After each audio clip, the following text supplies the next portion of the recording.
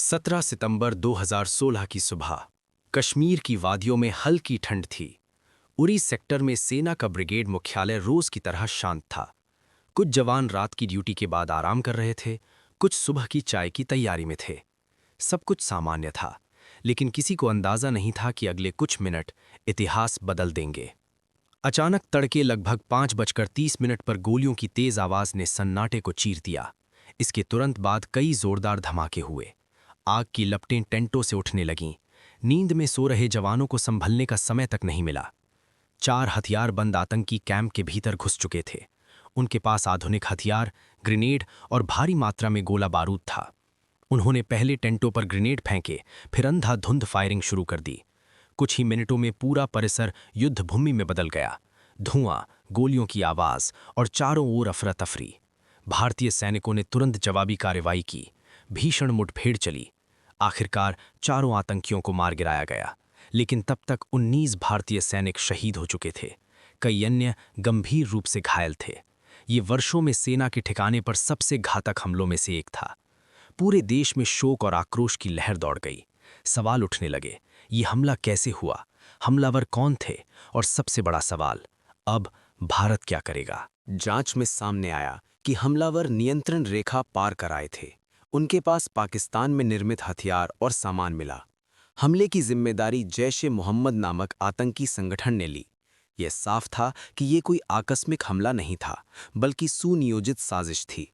दिल्ली में लगातार उच्च स्तरीय बैठकें शुरू हो गईं। प्रधानमंत्री, रक्षा मंत्री, राष्ट्रीय सुरक्षा सलाहकार और सेना प्रमुख हालात का आकलन कर रहे थे। पिछले वर्षों में कई बड़े हमले हुए थे, संसद हमला, मुंबई हमला, पठानकोट, लेकिन उरी ने देश की भावना को झकझोर दिया था। इस बार माहौल अलग था। देश निर्णायक जवाब चाहता था। खुफिया एजेंसियों ने तेजी से काम शुरू किया। नियंत्रण रेखा के पार आतंकी लॉन्च पैड्स की पहचान की गई, वो ठिकाने जहां आतंकियों को भारत में घुसपैठ के लिए तैयार किया जाता था। उपग्रह चित्र, ड्रोन निगरानी और ज़मीनी खुफिया जानकारी जुटाई गई। हर संभावित लक्ष्य को सावधानी से चुना गया। ये भावनाओं में लिया गया फैसला नहीं था, ये एक सुनियोजित सैन्य रणनीति की तैयारी थी। दिन बीतते गए, सीमा पर सतर्कता बढ़ गई, लेकिन असली योजना गुप्त रूप से आगे बढ़ रही थी। भारतीय सेना की पैरा स्पेशल फोर्सेस को जिम्मेदारी सौंपी गई। ये वे सैनिक थे जिन्हें कठिन से कठिन मिशनों के लिए प्रशिक्षित किया जाता था। फिर आई 28 सितंबर 2016 की रात। अंधेरा गहरा था। नियंत्रण रेखा के आसपास सन्नाटा पसरा हुआ था। भारतीय विशेष बलों की टुकड़ियां चुपचाप आगे बढ़ीं। उन्होंने चुपचाप सीमा पार की।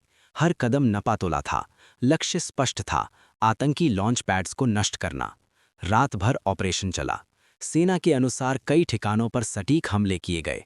आतंकियों के ढांचे को भारी नुकसान पहुंचाया गया। कार्रवाई के बाद भारतीय सैनिक सुरक्षित वापस लौट आए। ये एक सीमित लेकिन निर्णायक मिशन था। 29 सितंबर की सुबह भारतीय सेना के director general of military operations ने प्रेस वार्ता में घोषणा की कि भारतीय सेना ने नियंत्रण रेखा के पार सर्जिकल स्ट्राइक की है और आतंकियों के लॉन्च पैड्स को निशाना बनाया है। ये घोषणा ऐतिहासिक थी।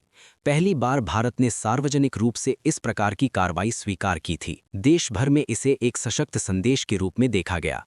आतंकवाद के खिलाफ भारत अब केवल रक्षात्मक नहीं रहेगा। पाकिस्तान ने शुरुआत में इस कार्रवाई से इनकार किया। अंतर्राष्ट्रीय समुदाय की नज़रें दक्षिण एशिया पर टिक गईं। भारत ने स्पष्ट किया कि ये कार्रवाई आतंकवाद के खिलाफ थी, किसी देश के खिलाफ युद्ध नहीं। उरी हमले और उसके बाद की सर्जिकल स्ट्राइक ने भारत की सुरक्षा नीति में एक बदलाव का संकेत दिया। ये संदेश था कि यदि आवश्यकता पड़ी तो सीमा पार जाकर भी जवाब दिया जाएगा।